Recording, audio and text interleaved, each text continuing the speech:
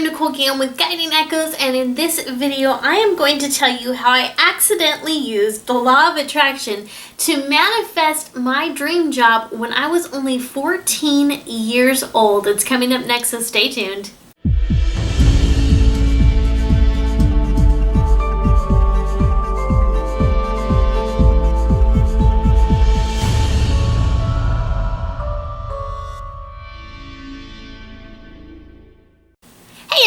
I'm Nicole Guillaume with Guiding Echoes, the channel that is devoted to your spiritual and personal growth. And in this video, I want to share the story of how I accidentally used the law of attraction to manifest my dream job at only 14 years old. Now you're probably wondering, how do you accidentally use the law of attraction to manifest something? Well, I say it was accidentally because I had no knowledge whatsoever of the law of attraction when I put certain things into play. So my story begins quite a few years ago when I was about 12 years old, and my brother was listening to his Walkman. Yes, I said Walkman. We didn't have MP3 players back then. He was listening to his Walkman and he came across this radio station called Radio Oz. And on this radio station, they had a lot of fun, upbeat, innocent music. And so it was a station that was geared for kids ages 5 to 10. And so we weren't too far outside of their age range.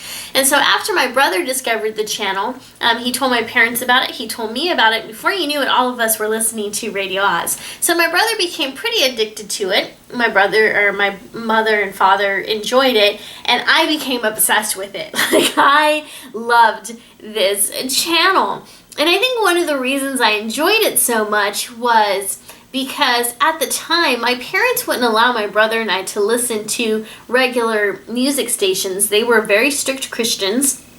At least they identified themselves as Christians. And so we were only allowed to listen to Christian music at the time. So having a non-Christian station we could listen to was actually kind of cool. And one of the things that really stood out about this channel was that they had children radio hosts. So they had co-hosts that were anywhere between, I want to say 11, possibly 12, and 17 years old. So there were kids that worked at this station, and they were on the radio. They would broadcast live with an adult DJ, and I thought that was so cool. And so as I listened to this station, and as I listened to the fun that these kids seemed to be having with themselves and with their adult coworkers, I thought, man, that's something I want to do. Like, I want to do that too. And so every night before I went to bed, and even in the morning sometimes, I would imagine that I was a Radio Oz Air Force kid. And that's what they called the kid DJs. They called them Radio Oz Air Force kids. So I would imagine that I was sitting in a studio, that I had a microphone in front of me, and that I was broadcasting live to the United States of America. And I really, really, really wanted to be a Radio Oz Air Force kid, but there was one problem. I lived in California, and the flag station was in Minnesota. So unless my parents were going to pick up and move our lives over to Minnesota, which seemed unlikely, most likely I would never have the chance to be a Radio Oz Air Force kid. At least that's what I thought. Until one day I was listening to the radio, and lo and behold, Radio Oz played a commercial stating that they were looking for Radio Oz Air Force kids in California. I was so excited. So I'm like, Mom, guess what? And they're looking for Radio Oz Air Force kids in California. And so one of the things that they wanted you to do, that they wanted the kids to do, was to write an essay stating why they wanted to be Radio Oz Air Force kids, why they wanted this job. And so I went to work with my parents one day. They worked at a Christian bookstore, and in the back of the store there was a computer. So I sat down at this computer and I started writing, like, I want to be a Radio Oz Air Force kid because blah, blah, blah, blah, blah. You know, whatever my reasons were. I don't really remember what I said in the letter, but I remember I was sitting there pouring my heart out. And I remember trying to think of, like, what's the best thing I should say? Like, what's going to get their attention? And I was just so excited to have this opportunity. And so I finished the letter. My dad looked through it. He suggested some changes, which I didn't want to make changes to him. But my dad was a very controlling person. And he was one of those people, like, you either did what he said or there was hell to pay. And looking back, I think that the changes he had me made were not very good. But, you know, whatever. So anyhow, I went ahead and I made the changes he told me to make, and I mailed off the letter, right? I found the brightest orange, or I found this really bright orange envelope to put my letter in because I wanted even the envelope to stand out. So I was thinking ahead. I'm like, how can I get noticed? How can I get this job? And so I mailed off the letter, and I waited, and I waited, and I waited. And while I was waiting, I was still visualizing and pretending that I was a Radio Oz Air Force kid. Now, none of my family members knew that I was doing this. None of them knew that I was pretending to have my own radio show. They didn't know I was pretending to be speaking to different radio kids and you know, working for the radio station. They had no idea I was doing this, but I was doing it consistently every day, several times a day, because it was all I could think about. So every day felt like weeks, right? So I'm waiting to hear back from Radio Oz, and I just know I'm going to get this job. I just know it, right? So one day, a letter comes in the mail, and it's from Radio Oz. And I am so excited to open it. So I take it inside of the apartment, open it up, read it, and it was a rejection letter. I was pretty surprised and sad, but hope was not lost, because in this letter it stated this was just the first wave of Air Force kids. Most likely they would be hiring again in the future. All right, cool. I haven't completely lost my opportunity at this. So I was disappointed, but what do you think I did? You think I gave up? Of course not. Of course not. I continued to pretend that I worked at this radio station because, again, I was obsessed with it. But I also took it a step further.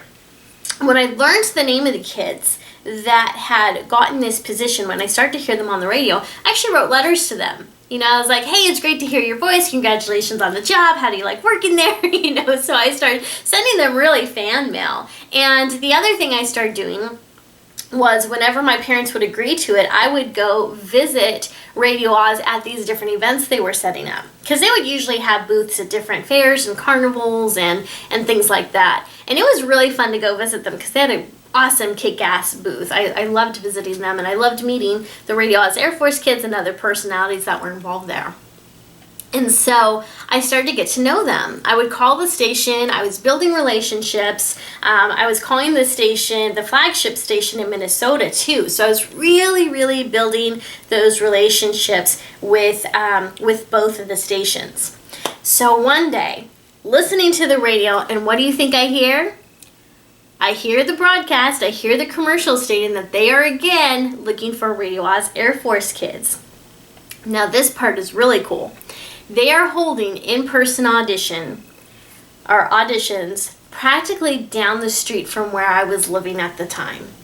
I'm not kidding. They were 10 minutes away from my home. Well, maybe 20 minutes away. I don't really remember. But anyways, it was really close. It was really close to my home. And they were doing it at a place called Castle Park. It was an amusement park. And so I was really excited and I wanted to go. And my mom seemed really hesitant. She didn't want to take me. And my mom was the worst when it came to things like that because she didn't like to drive my brother and I anywhere. She didn't like to drive. And so if it was required of her to drive us somewhere, if she had a chance to say no, she would usually say no. However, they were having a singing contest and they were doing all these different games and promotions along with the auditions for Radio Oz. So my mom loved to sing. At the time, she was a Christian contemporary singer. So when I told her about the auditions and she was making it very clear she didn't want to go, I was like, well, they're also having a singing competition. We could enter the contest and we could sing too. And if there was anything my mom loved at the time, it was an audience. She loved to sing in front of crowds. And so anyways, that's how I got her to agree to take me to this audition. So I definitely had to do a little bit of manipulation there and say, this is what's in it for you. If you take me to this audition, this is what you'll get out of it too. So anyhow, we ended up going over to the audition, and it was a lot of fun. It was in this restaurant. There was a stage set up, and one of the DJs, the adult DJs / producers of Radio Oz, his name was Bruce Barker. He was there, and he was interviewing the kids. So we would go up there, they would call our names, and we would go up there on the stage with him, and we would just banter, right? We would just talk. And so I remember one of the questions he asked me is, so what's one of the first things you want to do when you get hired as a Radio Oz Air Force kid? I was like, I don't care as long as I get paid. And then the audience laughed a little bit. And he's like, anything as long as you get paid. I'm like, that's right. That's all I care about right now. So I was half joking, half not. Money was good. I was happy to be doing what I love and getting a paycheck. And I remember thinking, like, God, that was a horrible answer. Like, what did I say that? Why did I even say that? And it turned out that was actually something that he enjoyed, an answer he liked, because it got the audience to laugh, right? And it was also just being honest and being kind of silly. So it turned out that was actually a pretty good answer. So in addition to that, having fun doing the interview and on stage and just, having that fun camaraderie with a DJ and an adult who I really looked up to, my mom and I did end up entering the singing contest. And she brought her guitar, and I had actually written a song about Radio Oz. And I'm tempted to sing it for you guys, but I won't. If I get enough of you asking me to create a video of the song, I'll create a video of the song and sing it to you guys. But, for now I'm going to go ahead and keep that out of it. So we ended up singing, and I think we won. If I remember right, we won we won second or third place. I don't know if we won first place. But anyhow, that was fun. And so it ended up just being a great evening. So we got to meet some of the other Radio Oz Air Force kids. We met their parents. It was a lot of fun. And I remember my dad even ended up showing up. He wasn't able to go to the audition itself because he had to work. Well, it turned out that, I don't remember if he left early on his own or if work got out, but whatever. Anyways, he ended up being able to make it to the audition, so he saw me audition, and he ended up having a lot of fun too, and so did my brother, and so did my mom. So it ended up just being a great time. And I think it was the next day that I ended up getting the phone call telling me, congratulations, I'd gotten the job. I was one of the Radio Oz Air Force kids, and so I was so excited. And so, of course, we ended up, my parents ended up taking me to the, I can't remember what it's called, but in a consultation, whatever, where I went to the station, met the other kids that they had hired, filled out the paperwork, got to learn a little bit more about my job and what was expected of me. I got my Radio Oz, my official Radio Oz t-shirt and Radio Oz hat, and it was pretty cool. And here's what I remember. When I went to the radio station for the first time as a Radio Oz Air Force kid to fill out my paperwork and to get to meet the other Air Force kids, do you know what I actually felt? Nothing. I was the most unexcited person there because it didn't seem real. By the time I finally accomplished this, by the time I was hired, it didn't seem real. And so I remember my mom and dad being like, what is wrong with this girl? Like, this is what she's been obsessing about for 2 years. 2 years I wanted this job. And I remember my dad even, because they were Christians, my dad even rebuked Satan and all this stuff. And it's like, dude, chill. Like, this has nothing to do with Satan. I'm just, I was stunned, really. I think I was shocked, even though I knew this was going to happen, or I'd hoped it was. When it actually came about, I felt nothing. And then the next day is when I realized, oh my God, I got my dream job. Like, this has happened. And so it was really very exciting. So it took a while for my emotions to catch up with what had happened. And it turns out that that's actually a very normal thing. Like people who get married, or they buy their dream house, or they get their dream car, there's this moment where they're just kind of like, whatever. And once the emotion catches up, they're like, oh my God, I'm actually married. Oh my gosh, I have my dream car. It's interesting. It's funny how our emotions can take a while to catch up to the actual event. And so that said, Radio Oz, working for Radio Oz, ended up being one of the most magical and amazing experiences of my life. I got to meet Steven Spielberg, Danielle Fishel from Boy Meets World, and now she's on Girl Meets World, I think is the name of that show on what is it? I want to say Nickelodeon, but I think it's the Disney Channel, right? So Patrick Stewart, Jonathan Taylor Thomas, I mean, there were all these amazing people that I got to meet. And when I started working for Radio Oz, I never stopped pretending that I was working for Radio Oz in the privacy of my own room, in the privacy of my own imagination. I imagined interviewing and meeting certain people. And you know what? I ended up meeting a lot of them. I ended up imagining that I was the co-host of their show Disneyland Live, and I did end up being one of the co-hosts for Disneyland Live, because they didn't choose everyone for that spot. They only chose some of the kids for that. And so Radio Oz really opened up a world of opportunity and magic for me, and to this day, I am just so absolutely honored and blessed to have had that amazing experience. Because how many people can say in their teenage years that they worked for a kid's radio station? It's really not that uncommon for kids to be able to say that they were, or for people to say in their teenage years they were in a commercial, or they were in a music video, or they were even in a TV show. Being in a radio station was that much more original. It was different, and it was awesome. It was so cool.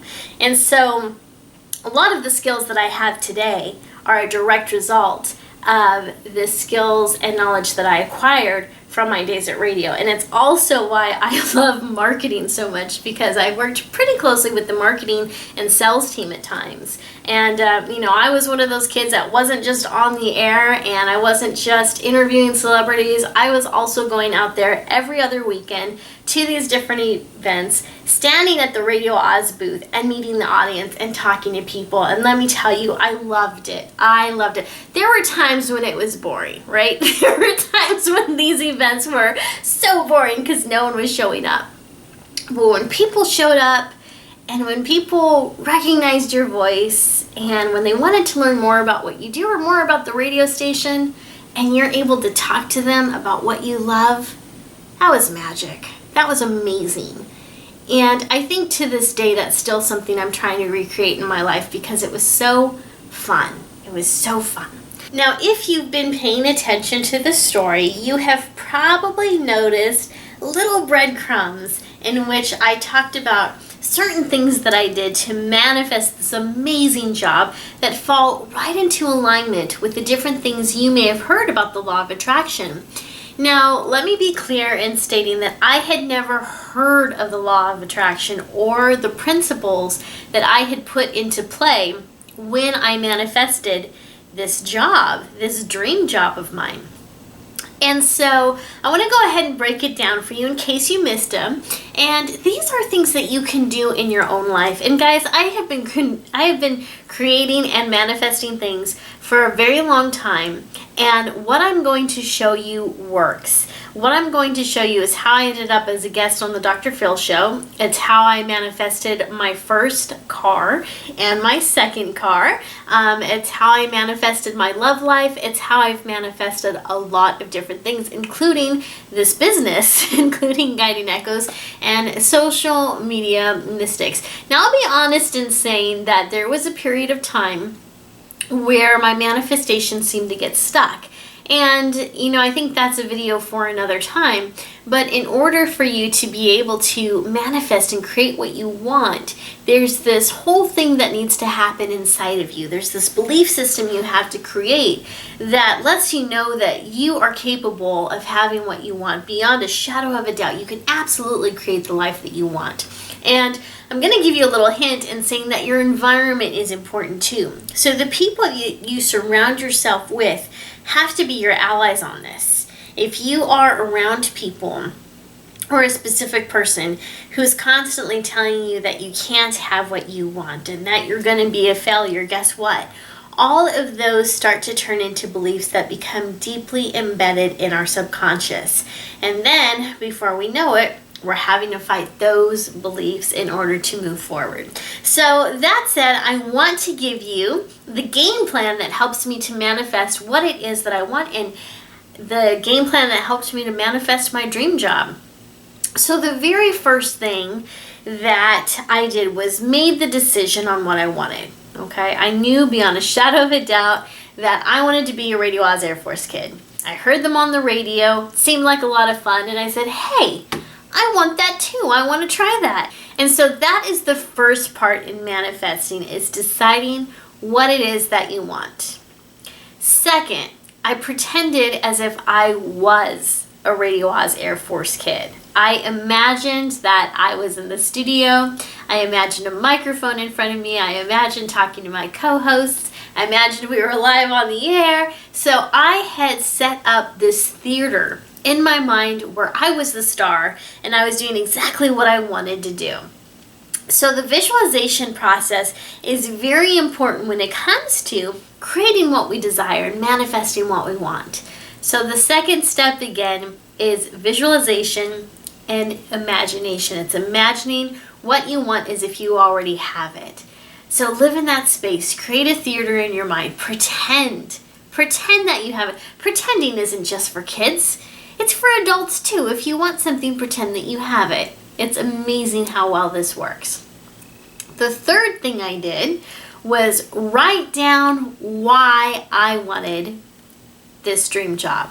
I wrote down why I wanted to be a Radio Oz Air Force kid. And granted, this was something that Radio Oz asked me to do. This wasn't something that I just did on my own. It's something that they required of me. But I do believe that putting all of these thoughts and ideas down on paper helped me to solidify and get even more excited about why I wanted this job. And so write down what you want and write down all of the reasons that you want it. Write down why it would be fulfilling to you. Write down how you would feel if you had this amazing thing that you so desire. The fourth tip is to believe that you can have this thing. Just believe that you can have it. And if I didn't believe that I could be a Radio Oz Air Force kid, if I didn't believe I could do the job, I would have never mailed in that letter, that essay. I would have kept it to myself. I would have been like, what's the use, right? But I believed in myself and I believed in the possibility of having this. And as you continue to imagine that you can have what you want, as you imagine having it, as you really kind of obsess over having this thing, you start to form the belief that you can have this. And so that's important. So you want to form a sense of belief and faith that you can have it. And the last key, the fifth key to all of it, is taking some type of action. You got to take action. So for me, the action was mailing in that essay, that form letter, right? Or not a form letter, that essay, telling Radio Oz why I wanted to be a Radio Oz Air Force kid. That was a form of action. The second form of action was going to the actual audition, right? It took action. I couldn't just stay at home and visualize the job. I had to take some type of action. I had to move forward. I had to show up. That's the thing. You got to show up. And so you want to start taking action so that the odds are in your favor. May the odds be in your favor. So you want to start setting up the cards in your favor. You want to stack up everything so that you have the best chance at getting what you want. And so if that means going back to school, that's a possibility. Taking an online course, meeting the right people, networking with people. And that's the other thing too, is going to the different Radio Oz events before I was a Radio Oz DJ and reaching out to the Radio Oz Air Force kids that were already working there, talking to the station in California, talking to the DJs in Minnesota. That was all a form of action, right? It's networking, really. I didn't realize that's what it was at the time. I was just trying to get my foot in the door. I found these people fascinating. I wanted to learn more about them. I created friendships, right? So there was some collaboration there. That was taking action, right? And you know, the strongest thing, and with all of this, the strongest thing you can really do is put the intention out there, right? All of these steps that I'm giving you are really about putting the intention out there. So knowing what you want sets the intention. Pretending that you have it, acting as though you have it, that's setting the intention. Believing you can have it is setting the intention. Writing it down, setting the intention, right? Taking action, setting the intention. And so these are all symptoms of having a very strong intention, of knowing beyond a shadow of a doubt what it is that you want. And let me tell you something. When you're intent on getting what you want, you'll get it. You will have it. And it may take a couple of years. It may take less than a couple of years. It may take more. You never know. But you got to take that action, right? You got to keep the intention strong. Because when the intention is strong, you're telling the universe and you're telling the people around you, I will not take no for an answer. And when you talk about what you want, when you're kind of obsessive about it, when you talk about what you want so much that you annoy your friends, you're actually getting the attention of the right people. You know, when I talked about how I wanted to be a Radio Oz Air Force kid, and when I started talking about that to the different adult DJs that worked there and the sales force that worked there, what do you think they heard? Do you think they were annoyed by me? Of course not. They were like, man, this is a girl who really, really, really wants this job. And I'm pretty sure that by talking about it with such passion and excitement, that played a huge role in me being able to get the job, you know? So those are the things that I have put into action to manifest what I want. And it works like a charm with getting the job with Radio Oz, and it worked when I manifested the cars that I want, future jobs, and so much more. So I would love to hear your take on this. If you have any manifestation secrets or tips that you would like to share with us, you can put those in the comment section down below. If you'd like to learn more about me and what I do, you can visit my website at guidingechoes.com. Thanks for watching. I'll see you next time.